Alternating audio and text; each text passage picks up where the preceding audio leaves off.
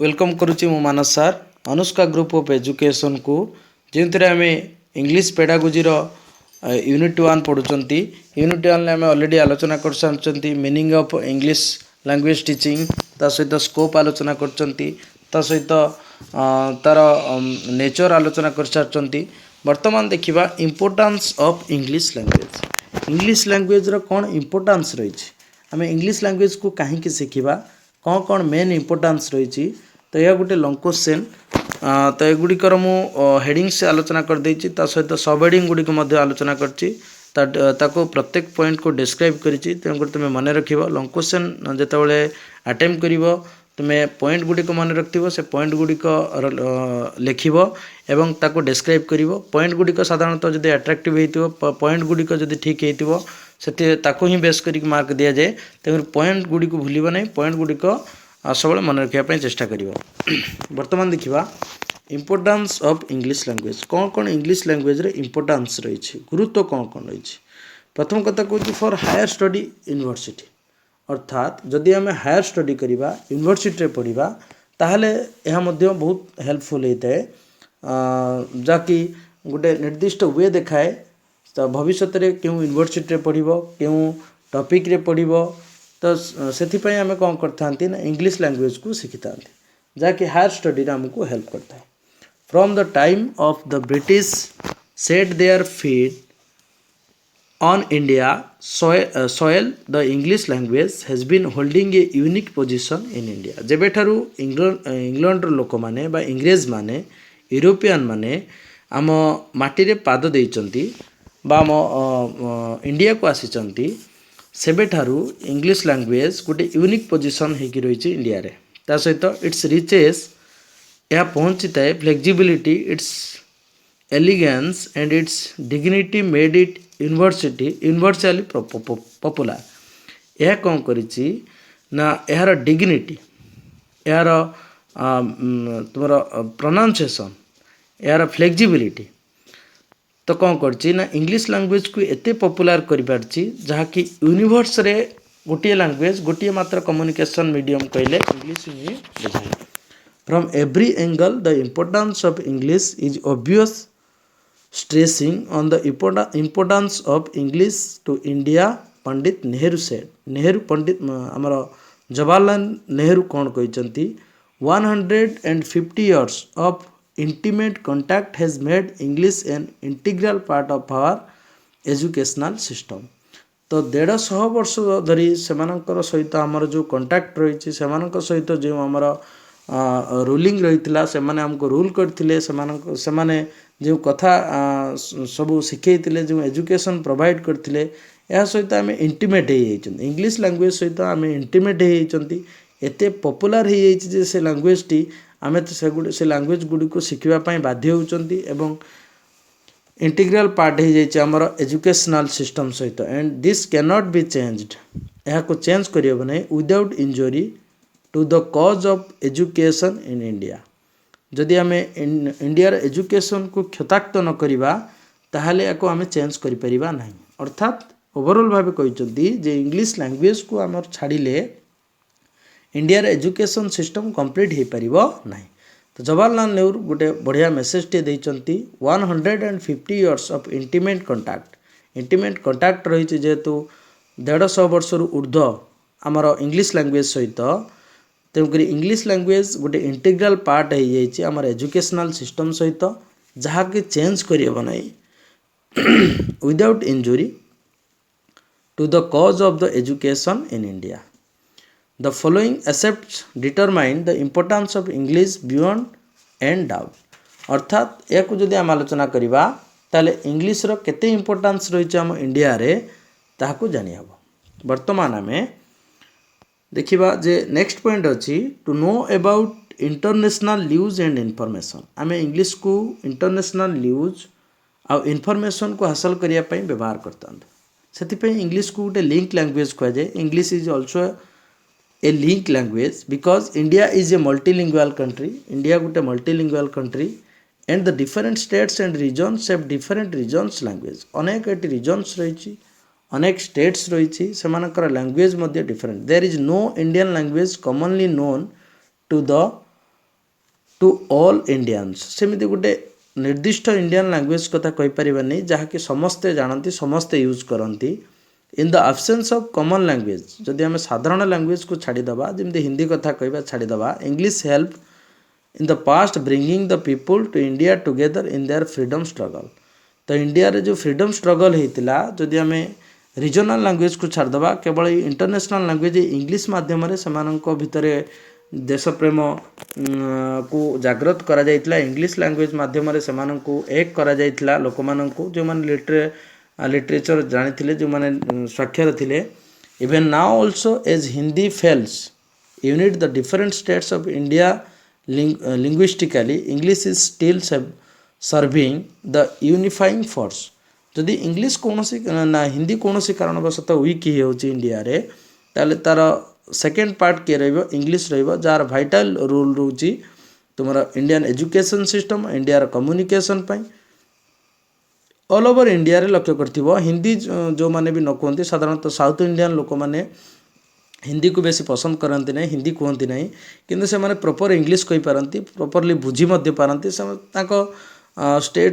States रे जो माने भी लिटरेट रहिले बा इलिटरेट रहिले समस्त मैक्सिमम इंग्लिश बुझी पारती इंग्लिश रे कन्वर्सेशन करती accept Hindi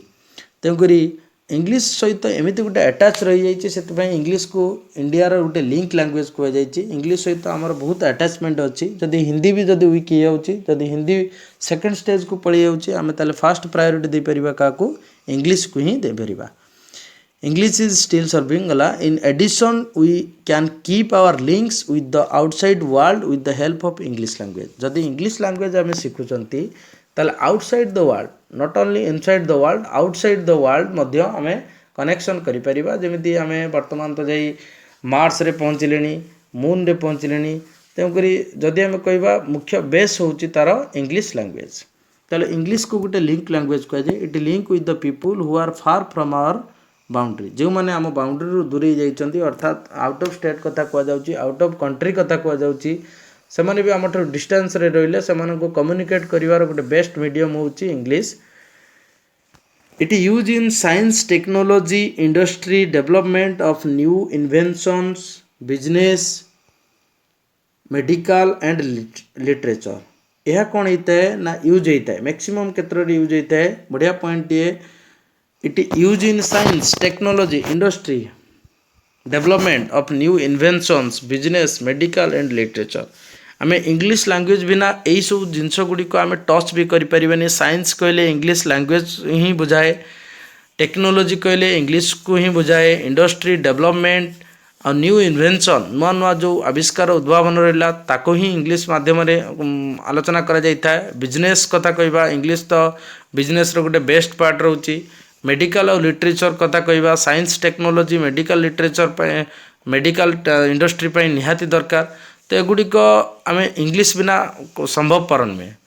those are quite impossible without English English is a source of language English गोटे लैंग्वेज रो सोर्स होता है तेणुक English as the language of science and technology English is provided India with a link with the western science our own original language are not yet fully developed आम जदि original language आमर कथा कहवा ताकि संपूर्ण रूपे डेवलप हो पारि ना समस्त पाखे पहुँची ना मुझे कहती साउथ इंडियन स्टेट्स कथा कहवा से पाखे इंग्लिश संपूर्ण रूपे पहुँची पार ना कि इंग्लिश सॉरी हिंदी को एत लाइक करती ना से हिंदी रे कन्वर्सेशन करती ना कम्युनिकेट करती ना से जी इंपोर्टान्स दिखती इंग्लिश को the standard books and on medicine medicine ने जो मेडिसिन देखुं जो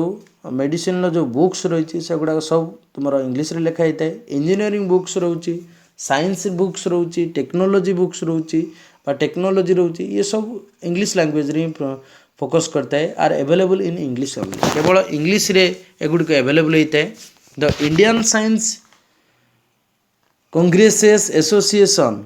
considers English essential as a medium of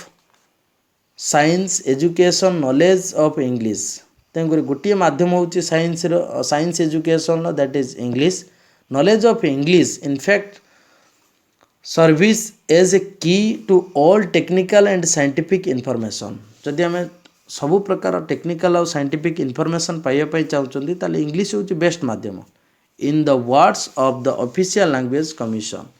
official language commission को मत अनुसार इंग्लिश हूँ बेस्ट टेक्निकल साइंटिफिक इनफॉरमेशन जदि इंग्लिश माध्यम आम इनफॉरमेशन किसी पाइबा चाहते साइंस और टेक्नोलोजी ताले इंग्लिश माध्यम ही बेस्ट कम्युनिकेशन होता है। तो ऑफिशियल लैंग्वेज कमिशन कौन कहते जे English is the key to the store house of knowledge not yet available in Indian languages जोटा कि इंडियन लैंग्वेज रे अवेलेबल हो न थाए। And the window of the rapid progress of technology and scientific knowledge is that is constantly taking place in the world। तो India रे जो window of the rapid progress of technology जो rapid progress घटुची technology रो जो rapid progress घटुची scientific knowledge जो distribute होची constantly taking place in the world constantly घटुची से गुडिक इन द वर्ल्ड। तो एगुड़िक आमको जानवा हेले इंग्लिश लैंग्वेज को आमको फॉलो करने को पड़ो इंग्लिश लैंग्वेज को आमको स्टडी करने को पड़ो ताहले आम कौन करिपरिबा ना तार दक्षता हासिल करिपरिबा। तापर कहूँ English the is a source of language English होची गोटे लैंग्वेज रो सोर्स कौन ना advance knowledge and excellent literature of the world lie in books. जदि आम लिटरेचर कथा कहबा ताहा बही भितर अच्छी बही भितर ही ग्रामर अच्छी आम साधारणतः कन्वर्सेसन जी ग्रामर यूज कर थाउ बही भितर से गुड़िक सजेक रही साइता रही which are in English even if these books were to be translated into the regional language the gap between the original version in the English and their translations would be too wide to be able to keep pace with। तेणुक जदि आम original books Gudi को follow करिबा original books रो जहाँ जहाँ अच्छी से गुड़े को जदि फॉलो करिबा आम निश्चित भाव अनेक इनफॉरमेशन पाइबा कहीं ओल्ड लैंग्वेज आ न्यू लैंग्वेज भितर बहुत कम्युनिकेशन गैप रही जाउची। ता सहित आगुरु जो सब नोवेल्स लिखा जाइतला आगुरु जो सब स्टोरीज लिखा जाइतला सेगुड़िक विषय जे तुम जानवा चाहूच तेणुक बर्तमान मॉडर्न ग्रामर जानवा सहित इंग्लिश को एक्सेप्ट करिया दरकार कहीं इंग्लिश रे अनेक स्टोरीज लिखा जाइची अनेक नोवेल्स लिखाई जो गुड़ाक बहुत वैल्यूएबल इनफॉरमेशन सोसाइटी पे दूची। तो सेगुड़ी जानवा हेले आमको इंग्लिश लैंग्वेज को कल्चर करने को पड़ो आमको इंग्लिश लैंग्वेज को स्टडी करने को पड़ो तार ग्रामर जानवा पड़ो तार प्रत्येक वर्ड मीनिंग जानवा पड़ो। So Indian students and the readers must have at least the much knowledge of English as it required to study and understand those books lying in the library. तो library जो बही गुड़िक पढ़ी रही सेगुड़िक विषय जदि जानवा चाहते इंडियन माने भारतीय माने से इंग्लिश पढ़ा पड़ो इंग्लिश विषय कल्चर करने को पड़ो इंग्लिश को more and English more and more knowledge हासिल करने को पड़ो ताहले जो लाइब्रेरी बही गुड़िक पढ़ी जो वैल्यूएबल इनफॉरमेशन रही जमी information about science information about technology politics culture tradition Saboor information रही इंग्लिश रे लिखाई से गुड़िक आम पढ़ी पारिबा जे केवल आम कहबानी रिजनल लैंग्वेज रे समस्त कथा लिखा जाए से मुझे कहती जो बेस्ट माध्यम होची इंग्लिश इंग्लिश माध्यम समस्ते निजर इंटरनाल जिनस को से शो अप करें तेणुक लेखक मान जो पुराणा लेखक माने थिले सेमाने मध्य इंग्लिश रो लेखा माध्यम समस्त को शो अप कर समस्त इनफॉरमेशन देते तेणु जदि आम पढ़ा चाहते से विषय जानवा चाहते आम कल्चर विषय फुली जानवा चाहते आम ट्रेडिशन विषय कंप्लीट जानवा चाहते ताले आमको से बही को खोलवा पड़ो से बही को पढ़ा पड़ो से बही को पढ़ा हेल्ले आमको इंग्लिश प्रथम लर्न करने को पड़ो कहीं से इंग्लिश लैंग्वेज लिखाई थाए यहाँ कही तुम बर्तमान देखा कोठारी कमिशन कौन कहते if we cannot make English a living language in our country it should be at least made a library language. आम जदि गोटे लिविंग लैंग्वेज करना आम कंट्री रे इंग्लिश को ताले गोटे लाइब्रेरी लैंग्वेज करिपर English as an important library language would play a vital role in higher education. उच्च शिक्षा इंग्लिश रो गुरुत्वपूर्ण भूमिका रही यार भूमिका बहुत इम्पोर्टाट अटे। No student should be considered as qualified for a degree, in particular a master degree, unless he has acquired considerable proficiency in English। जदि English रे तार proficiency न होइछि ताले हम कहि परिबान जे तार मास्टर डिग्री रो कोनोसी गुटे वैल्यू रहिछि से जे कोनोसी मास्टर डिग्री करू तार इंग्लिश रे दक्षता रहितबा दरकार इंग्लिश रो नॉलेज हासिल करथिबा दरकार। जदि इंग्लिश रो नॉलेज हासिल करि पारछि वेल स्पीकिंग रीडिंग राइटिंग्स रहिछि ताले हम कहिबा जे तार मास्टर डिग्री कौन सी भैल्यू रोचे। कहला to read novel stories comics news and understand the books in library ताले लाइब्रेरी जो बुक्स रही जमी नोवेल बुक्स रही स्टोरीज रही कमिक्स रही न्यूज रही एगुड़ी अंडरस्टैंड करने को हेले आमको इंग्लिश ही लर्न करने को पड़ो तापर कौच job employ companies and purpose of business आम इंग्लिश लर्न करवा कहीं जॉब पर लर्न करवा चाकरी लर्न करवा एम्प्लॉयमेंट लर्न करवा कंपनी को स्टे करने लर्न करवा purpose of business business purpose रे आमे कौन करवा ना इंग्लिश को लर्न करवा आवश्यक कंपनीज गुड़िक मुझे प्रीवियस क्लास रे कही कंपनीज गुड़िक तांकर एम्प्लॉयज मान को कंपलसरी करदे स्पीकिंग स्पोकन इंग्लिश शिखापी लर्न करने इंग्लिश कहवाई कहीं इंग्लिश हूँ गोटे बेस्ट माध्यम तांकर business row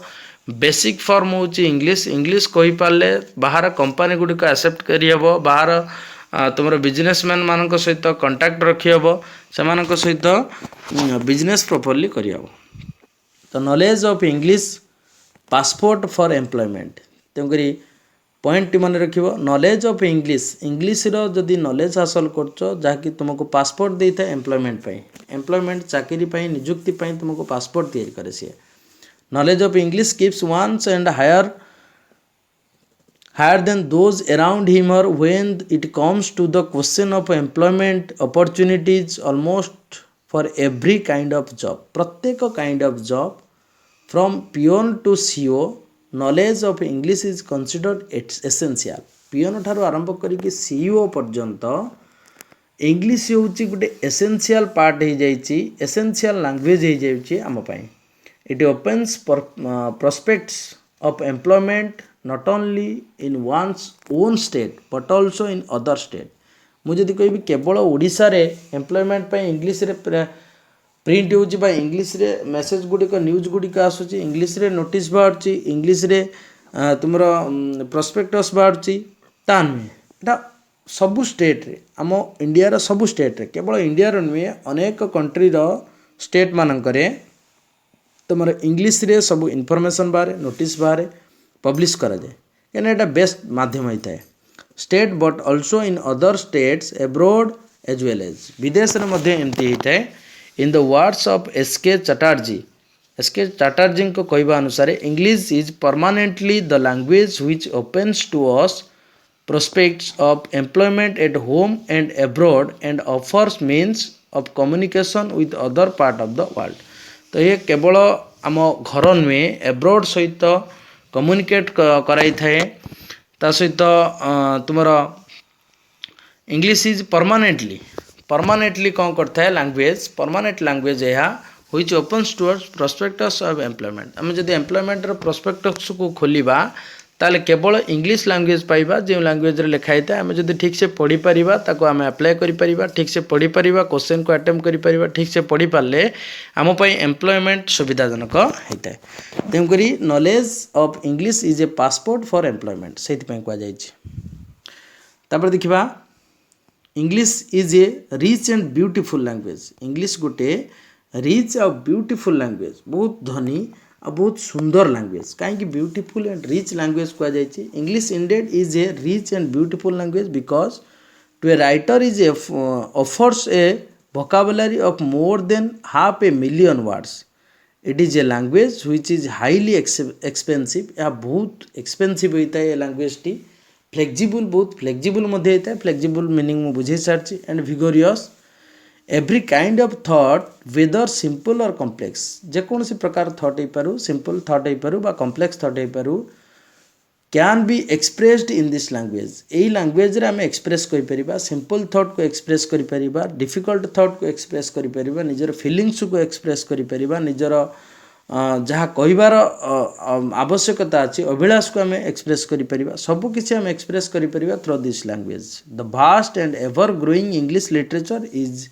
of interest and value to us यार भास्ट ग्रो पाई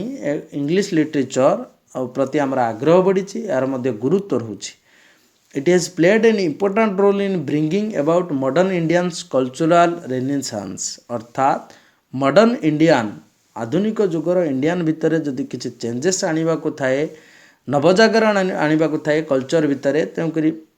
इंग्लिश को प्रथम सपोर्ट करवा उचित इंग्लिश लैंग्वेज रे फ्लुएंसी आने उचित the influence by English literature has been every enriching and has raised the standards of creative writing Indian language. In addition, the best literature from the other countries is fast translation into English and then comes to us through English translation. ତେଣୁ ଯଦି ଯେକୌଣସି ଦେଶରେ ପହଞ୍ଚୁଛ ବା ଯେକୌଣସି ଦେଶ ସହିତ communicate କରିବାକୁ ଚାହୁଁଛ ତ ତୁମେ କ'ଣ କରିବ ନା ପ୍ରଥମେ ସେମାନଙ୍କର ତାଙ୍କ ଇଂଲିଶ ଲାଙ୍ଗୁଏଜ ସହିତ କମ୍ୟୁନିକେଟ୍ କରାଯାଏ ଇଂଲିଶ ଲାଙ୍ଗୁଏଜରୁ ସେମାନଙ୍କ ରିଜନାଲ୍ ଲାଙ୍ଗୁଏଜକୁ ଯିବାକୁ ପଡ଼ିଥାଏ the classical and disbar regional language to deny access to our future generation to a language and literature with the richness, variety and excellence as English amounts to cutting intellectual starvation. अर्थात आमे कौन करिबा to deny access to our future generation. आमे future generation को जदि access करिबा to a language and literature with the richness. ये जो माने व्यापक पढ़िया व्यापक भाव में आम इंग्लीश लिटरेचर को एक्सेप्ट करवा इंग्लीश अमाउंट्स तेणुक इंग्लीश लिटरेचर को एक्सेप्ट करवा इंग्लीश लिटरेचर को फ्यूचर जनरेशन को प्रोवाइड करवा फ्यूचर जनरेशन माने आमे जमी स्टोर करके रखुं इंग्लीश नॉलेज को से स्टोर करेंगे कहीं इंग्लीश आवश्यकता डे टू डे लाइफ रे बहुत परिमाण रोचे से कहुई English language plays a vital role in the world रे से बर्तमान भाइटाल रोल प्ले कलानी सबुरी क्षेत्र में प्रत्येक क्षेत्र में इंग्लीश लैंग्वेज आवश्यकता एत मात्रा हो जाए समस्त मनीष इंग्लीश को ही कहवा को daily day to day life रे इंग्लीश को ही कहवा को से एम्फासिस दूसरी तापर कह English is a window on the world English को से कहुई वर्ल्ड गोटे विंडो अर्थात झरका जो आम देखिपर घर तार नेचर को देखिपर ब्यूटी को देखिपर वर्ल्ड ब्यूटी को देखिपर वर्ल्ड क्रिएशन को देखिपर तार साइंस टेक्नोलोजी को बुझीपर ये सबू जिनस तार क्रिएशन को बुझीपर ये सबू जिनस को आमको बुझा कहले इंग्लीश को पाथ्य करने को पड़ो referring to the importance of English Pandit Nehru said Pandit Nehru आउ गोटे कथा कहते our major window on the world Indeed, it the window of world knowledge and the gateway of the 20th century. 2000 मसीहा पाई गेटवे द्वार देश होची इंग्लिश आउ एथिरे आम कौन करवा आमर कल्चर को मन रखा आम ट्रेडिशन को मन रखा in the words of professor Radhakrishnan कौन कहते if under sentimental use we give up English we would cut our self off from the living stream आमे जदि इंग्लिश को यह मन करवा इंग्लिश ठार दूरे जावा ताल मन रखिब जे तुम्हें दूरे जाउच गोटे लिविंग ऑर्गेनिज्म बा लिविंग ह्यूमन सोसाइटी ठार दूरे जाउच इंग्लिश जानिन माने लिविंग ह्यूमन सोसाइटी ठार दूरे जाउच यार आवश्यकता एते मात्रा रही महापुरुष माने बहुत तथ्य दे जाइछन्ति enable to have access to this knowledge our standards of scholarship would fast deteriorate and our participation in the world movements of thought would become negligible. English is the only means of preventing our isolation of ignorance. तेणुकरी English ही गोटे माध्यम जी कि आम भितर थिबा अज्ञता को दूर करे आम भितर थिबा नॉलेज को हासिल करे आम भितर आमर आग्रह को बढ़ाए आमर क्यूरियोसिटी बढ़ाए ता सहित आमको गोटे मॉडर्न सोसाइटी आड़ को अट्रैक्ट करे मॉडर्न सोसाइटी आड़ को नहीं जाए anyone who can read English can speak in touch with the whole world without living his own house लगे जमी जदि जड़े इंग्लिश कम्प्लीटली शिखुची इंग्लिश प्रॉपरली कही पारुची पढ़ी पारुची लिखि पारुची ताले होल वर्ल्ड तापाई गोटे हाउस घर भली लगे कहीं घरर सदस्यों सहित जमी कम्युनिकेट करा जाए सी ही कम्युनिकेट कर पारिबो we have already seen the role played by English as a global language तेणुक इंग्लिश को आम देखी सारे इंग्लिश रोल होची ग्लोबलाइज करवा when it comes to the question for Indians learning foreign language better learn English for its global language for learning this language we do not need to put in any fresh efforts for it language with which we are already familiar Tame कौन करछन्ती हम regional language को बेसी एम्फासिस दउछन्ती जदि बा regional language रे समस्त question आसुना आम exam रे आम सब क्वेश्चन को रीजनल लैंग्वेज रे देखती ना तो आम इंग्लिश को मध्य सेतिक एम्फासिस देवा दरकार बर्तमान आम देखीदे द इम्पोर्टान्स ऑफ इंग्लिश टा निहाती गोटे भाइटाल पार्ट थिला आम इंग्लिश लैंग्वेज रे आम से गुडी आलोचना करदेले फॉर हायर स्टडी यूनिवर्सिटी तुमर रे पढ़िबा पई आम इंग्लिश रो आवश्यकता रही to know about international news and international news बा इनफॉरमेशन पाइबा पई इंग्लिश रो आवश्यकता रही ता सहित कौन रोची ना it link with the people who are far from our boundary यह आम लोक मान सहित कनेक्ट रखिपारे पड़ोसी राष्ट्र मान सहित कनेक्ट रखिपारे it use in science technology industry development of new invention एगुड़िक साइंस टेक्नोलॉजी इंडस्ट्री डेवलपमेंट रे बहुत हेल्प करिथाए इंग्लिश लैंग्वेज तापर कहूँ English is the source of language English गोटे लैंग्वेज रो सोर्स अटे to read novel stories comics news and understand the books in library जति बही रहा एगुड़िक स्टोरीज बुक नोवेल कमिक्स एगुड़िक सब पढ़ा कहले आमको इंग्लिश रे नॉलेज हासिल करने को पड़ो इंग्लिश शिखा पड़ो job employ companies job company रे चाकरी आमको इंग्लिश रो दक्षता हासिल करने को पड़ो English is a rich and beautiful language English गोटे रिच एंड ब्यूटीफुल लैंग्वेज अर्थात रिच माने एटी कह जाउची popular it helps bringing about modern Indian renaissance अर्थात यह कौन करे ना मॉडर्न इंडियन नवजागरण नुआ भारतर गोटे नवजागरण सृष्टि करिथाए ता सहित English is a window on the world English माध्यम आम कौन करवा ना ऑल वर्ल्ड को देखिपारे English is a window on the world वर्तमान आम आसी पहुँची English as a global language कहीं इंग्लिश को गोटे ग्लोबल लैंग्वेज कह जाए आम तो ऑलरेडी इंग्लिश लैंग्वेज यूजेस पढ़ीगले यूजेस गुड़िक जानीगले इंग्लिश लैंग्वेज इंपोर्टान्स गुड़िक जानीगले इंग्लिश लैंग्वेज एम्स कौन जानले ऑब्जेक्टिव्स जानले वर्तमान देखा English as a global language कहीं इंग्लिश को ग्लोबल लैंग्वेज कह जाए ग्लोबल लैंग्वेज शब्द तुम जापार ग्लोबलाइजिंग वर्ड ग्लोबलाइजिंग लैंग्वेज यह कहीं ऑल वर्ल्ड लोक मैंने लैंग्वेज को यूज करती ऑल वर्ल्ड लोक मैंने निजर कम्युनिकेशन निजर कन्वर्सेशन ये लैंग्वेज को यूज करते से गोटे ग्लोबल लैंग्वेज कह जाउची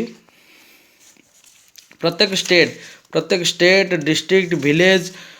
सबुआड़े आम देखा जदि यही लैंग्वेज चाहिदा बहुत मात्रा रही एक्सेप्ट मॉडर्न नॉलेज को एक्सेप्ट करवा ही हूँ ग्लोबलाइजिंग कह जाए मॉडर्निटी को एक्सेप्ट करवा मॉडर्न आधुनिक भारतर गोटे कल्पना करवा आधुनिक मॉडर्न इंडियन गोटे इमेजिनेशन करवा इंग्लिश माध्यम कहीं कम्युनिकेट करार अच्छी तो निजर भावना को समस्त पाखे पहुँचार अच्छी तो इंग्लिश हूँ बेस्ट माध्यम help to concession without of our state and country कौन सी बिना विदाउट एनी कंसेशन साहाय्य आम तुम लैंग्वेज को ग्लोबलाइज करिपरिबा नहीं English is the language spoken understand not only by the people of different states of India but also by the people of the different countries of the world केवल जे आम भारत रे state मानक English language को कथबार्ता करा जाउची बा conversation माध्यम रूपे निया जाइछि नुहे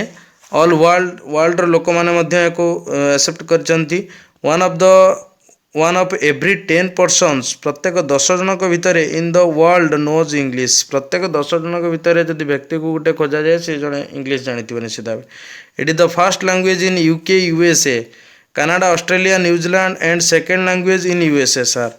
तो रूसिया रे यह सेकेंड लैंग्वेज होता बेले यूके यूनाइटेड किंगडम लंडन रे यह फर्स्ट लैंग्वेज अमेरिका रे यह first language Canada Australia row first language New Zealand रो मध्य फर्स्ट लैंग्वेज किंतु समस्त लैंग्वेज भिन्न भिन्न होता है समस्त स्पेलिंग स्पीकिंग स्टाइल एगुड़ा सब भिन्न भिन्न होता है प्रोनाउंसिएशन भिन्न होता है Japan Pakistan France Africa etcetera Japan Pakistan France Africa एमान इंडिया भी रही सेकेंड लैंग्वेज होता है the number of people speaking English is over 400 million लोक ऑल वर्ल्ड रे ऑल ओवर वर्ल्ड रे 400 मिलियन लोक इंग्लिश कहते next only Chinese language 3/4 of the world's mail half the number of the world's newspaper माध्यम mail माध्यम English रे conversation होची over 3/5 of the world's radio television माध्यम English रे कन्वर्सेशन होची more than half world's scientific and technology journalism periodicals journalist माने English व्यवहार करचंती साइंटिफिक टीम व्यवहार करची रेडियो टेलीविजन टेलीकास्ट इंग्लिश माध्यम रे होची ता सहित journalist English as a medium of expression से इंग्लीश को गोटे एक्सप्रेशन मीडियम कह English is the expression of medium ता सहित English is global language in the sense it helps in interlinking the relationship of people living in the different country रे जो लोक मैंने रोचंदी सेमानक भितर इंटरलिंक करबा सेमानक भितर गोटे बंधुता स्थापन करबा होचे इंग्लीश रो main motto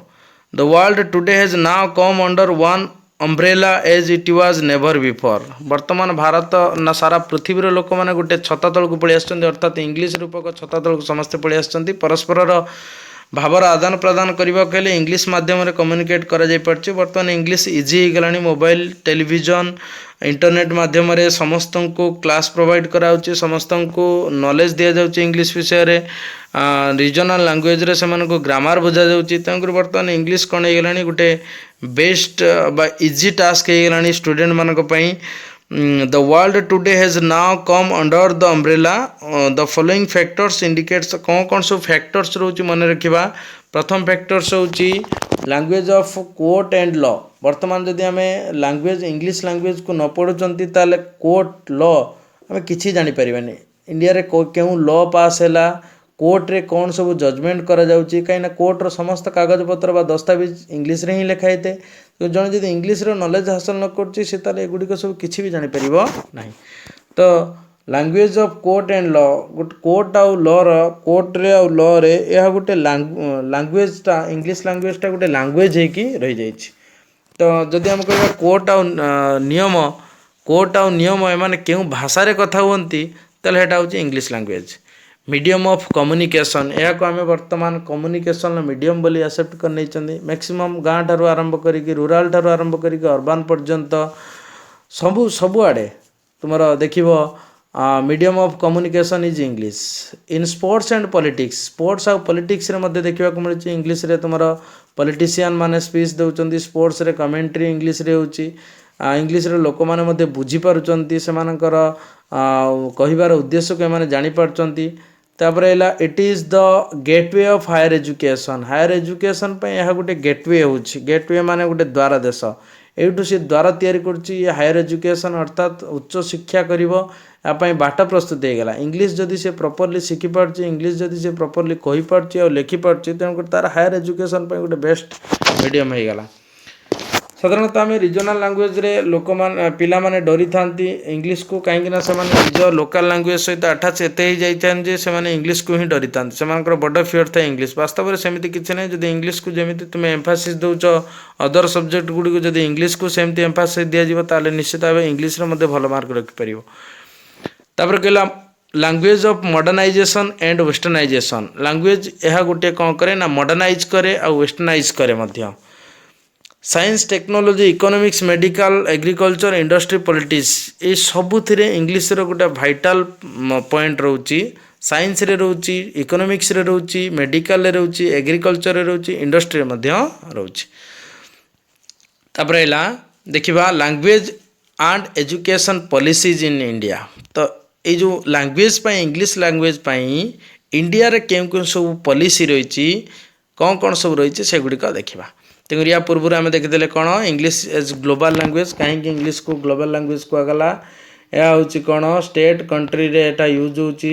language of court and law कहुए को मीडियम ऑफ कम्युनिकेशन कम्युनिकेशन गोटे मात्र माध्यम होची सेटा English in sports and politics sports और पॉलिटिक्स रे इंग्लिश कहुची is the gateway of higher education या गेटवे ऑफ हायर एजुकेशन कहुची स्पोर्ट्स और पॉलिटिक्स रे इंग्लिश लैंग्वेज रेखा होची language of modernisation and westernization जदि आधुनिकीकरण कथा कहबा सेठी भी इंग्लिश रो मुख्य भूमिका रहउची साइंस टेक्नोलॉजी इकोनॉमिक्स रे मध्य इंग्लिश रो मुख्य भूमिका रहउची ताले वर्तमान देखिबा लैंग्वेज एंड एजुकेशन पॉलिसीज क्यों एजुकेशनल पॉलिसीज रही हमर इंग्लिश लैंग्वेज को नहीं प्रथम कहउचंती कुंजरू कमिटी प्रथम देखिबा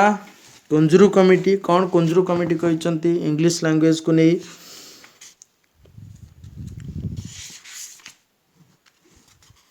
जे secondary and higher education student aim to prepare student to university education alone but for various occupation and life in general. साधारण जीवन ले केवल जे आम यूनिवर्सिटी रे पाठ पढ़ीदे ताहा हम नहीं बा जदि आम इंग्लिश शिखौचंती बा इंग्लिश रे नॉलेज देवाई चाहूँगी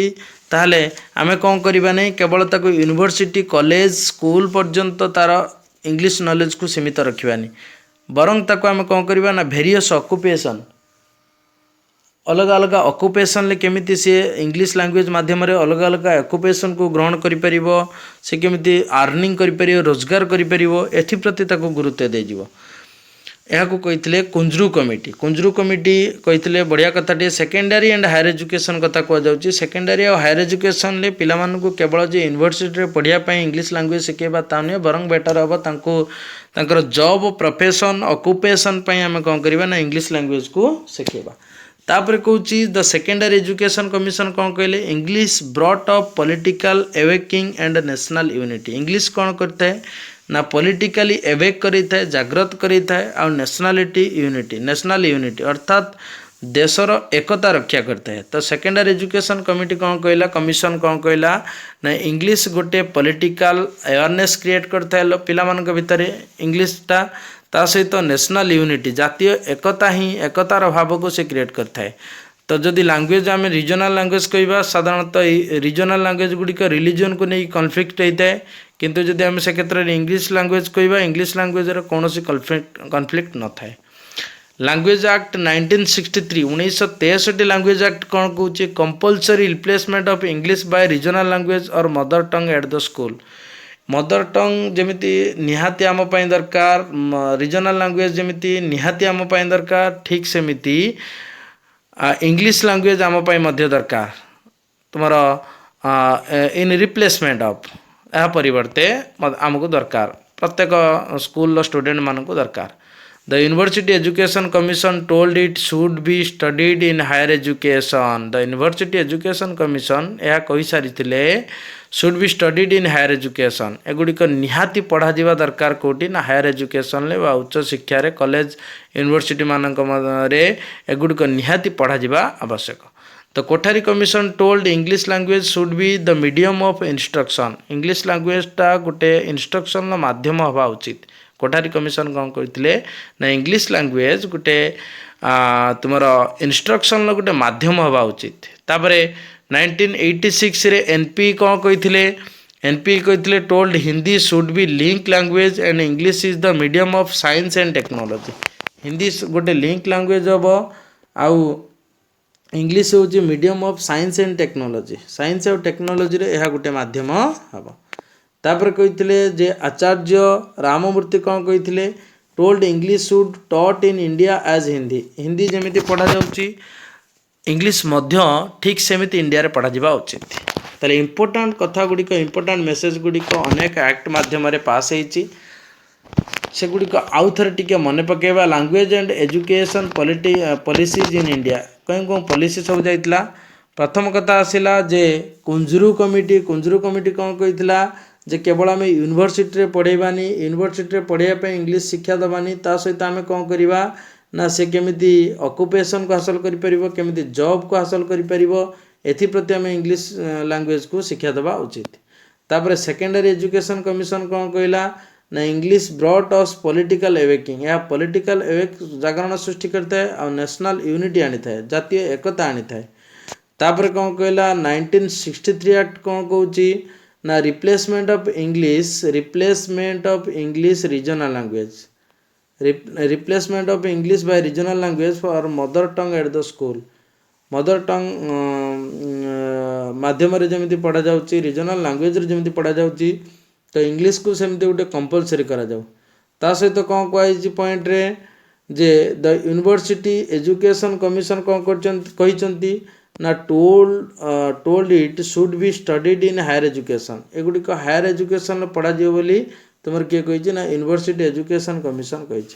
कोठारी कमिशन कौन कहते ना it should be the medium of instruction यह गोटे इंस्ट्रक्शन माध्यम हवा उचित। 1986 रे एनपी कौन कही NPE new new education policy of education कौन कहला told Hindi should be link language Hindi गोटे कौन हवा दरकार लिंक लैंग्वेज हवा दरकार English is the medium of science and technology English science और टेक्नोलॉजी माध्यम हवा उचित तो हिंदी गोटे लिंक लैंग्वेज हवा उचित एनपी 1986 कौन कहला हिंदी गोटे लिंक लैंग्वेज हवा उचित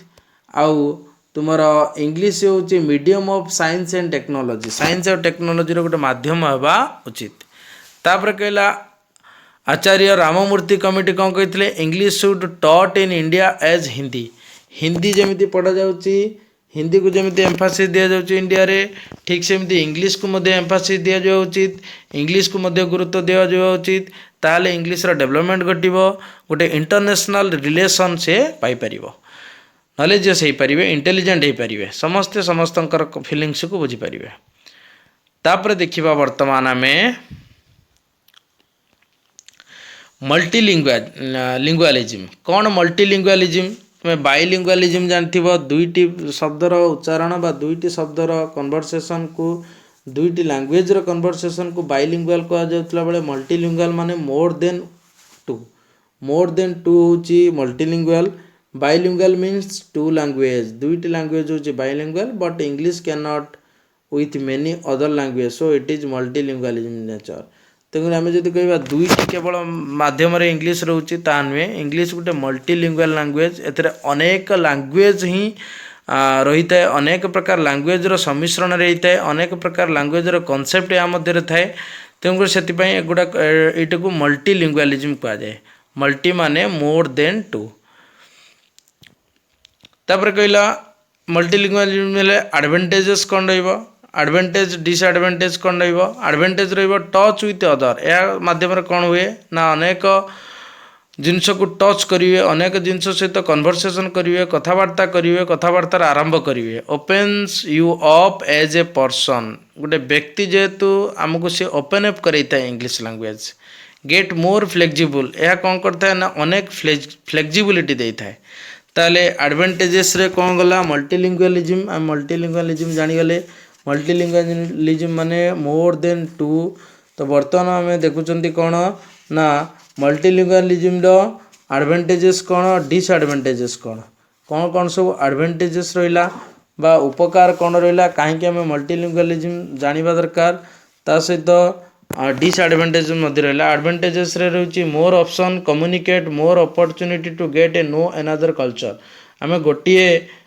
देशर कल्चर को अन्य एक देशर कल्चर को आम मल्टीलिंगुअलिज्म माध्यम जापर जमी गोटे व्यक्ति एकाधिक भाषा शिखिपर एकाधिक शब्दर उच्चारण करमती पिला अनेक भाषार दक्षता हो पार्टी आम तो साधारणतः तीनोटी लैंग्वेज सहित आटाच होती ओडिया इंग्लिश हिंदी तो अनेक बेंगली सहित आटाच रोचे से मल्टीलिंगुअलिज्म कहुए मल्टीलिंगुअलिज्म एडवांटेजेस होची कौन ना यह अपॉर्चुनिटी देता है नो अदर कल्चर अन्य देशर कल्चर ट्रेडिशन कस्टम्स ए विषय जानापी आमको इनफॉरमेशन देता है मल्टीलिंगुअलिज्म आउ गोटे एडवांटेजेस होची opens you up as a person जेहेतु गोटे व्यक्ति अच्छ तुमको सी ओपन अप करेइबो ता सहित children get more flexible children माने आहरी फ्लेक्जिबल होता ट्राइलिंगुअल एजुकेशन माने फर्स्ट लैंग्वेज सेकेंड लैंग्वेज और थर्ड लैंग्वेज कथा कह जाउची ट्राइलिंगुअल एजुकेशन माध्यम से मोर फ्लेक्जिबल होता अनेक कथा को से बुझी पारि ता सहित it gives you the opportunity to get in touch with others या कौन करे ना अपॉर्चुनिटी दिए अन्य मानक सहित टच रे रहिबाकू it is good for the brain because you are able to read to books या माध्यम तुम्हें दुईटा बही पढ़ी पार दुईटा बही अलग अलग लैंग्वेज रे लिखा होते तुम्हें पढ़ी पार्छ यह गोटे तुम प्रॉफिट कराए यार गोटे एडवांटेजेस अच्छी तापर कौन चिल्ड्रेन गेट मोर फ्लेक्जिबल गला it gives the opportunity to get touch with others तापर देखिए बर्तमान डिसएडवांटेज एडवांटेज रे गला touch with others opens you up as a person get more flexible तार डिसएडवांटेज कौन डिसएडवांटेज कौच required a lot of effort अनेक एफर्ट दवा को पड़ता है जब मल्टीलिंगुअल रोच बा अनेक लैंग्वेज रे तुम्हें शिखापी चेष्टा कर अनेक एफर्ट दवा को पड़े ता सहित डिफिकल्ट टू अचीव अनेकों बहुत डिफिकल्ट हो जाए पहुँचवा फाइनाल पोजिशन में पहुँचवा अनेकों डिफिकल्ट बहुत हो जाए नो मेथड्स एट मल्टीलिंगुअलिज्म शिखा सेमती किसी गोटे मेथड्स ना यह बहुत टाइम टेकिंग होता है ताले it is not bad but it requires a lot of effort यह खराब नुहे यह अनेक समय आवश्यकता करता है इट इज नॉट रियलिस्टिक और peoples do not learn well either of the language यह रियलिस्टिक नुहे जेहेतु अनेक पीपल मैंने से शिखापी से बेस इंटरेस्ट करते हैं it is difficult to achieve यह बहुत कष्ट होता है अचीव करवा highest level of in all language प्रत्येक लैंग्वेज जो आम मल्टी लैंग्वेज शिखुंट डिफरेंट लैंग्वेज शिखुंट सबूर हाई माने सबुठार टॉप जिनस कैच करवा आम संभव हो पारि न था केतक लैंग्वेज अच्छी जहाँ आम कहीपर बुझीपर कि लिखिपर ना तेणु सबू लैंग्वेज आमको दक्षता हासिल करने संभवपर हो न था आगुरी कि मुनि ऋषि मैंने स्वामी विवेकानंद कथा कहवा से मल्टीलिंगुअलिज्म थे अर्थात अनेक लैंग्वेज को से जापारे बुझीपारे एपीजे अब्दुल कलाम को कथा कहवा not all methods are aimed at multilingual education to learn language requires taking time of another language तेणुक निज लैंग्वेज को शिखा ठार जी समय नहीं न था अलग लैंग्वेज को शिखापी ताठू अधिक समय नहीं था यह तिला तुम संपूर्ण टॉपिक तुम ELT English language teaching unit 1 संपूर्ण टॉपिक आउ जदि तुम्हें कौन सी डाउट्स रही तुम कमेंट सेक्शन में मत डाउट्स पचारि पार ता सहित क्लास आउ केमिति नेले भल हो पार बेटर हो पार तार मध्य सजेशन दे पार आशा करुच्ची क्लास टी भल लगी जदि क्लास टी भल लगी ताले लाइक कर सब्सक्राइब कर चैनल को ता सहित वीडियो को समस्त पाखे पहुँचाओ अर्थात शेयर कर से पर्यंत रही धन्यवाद।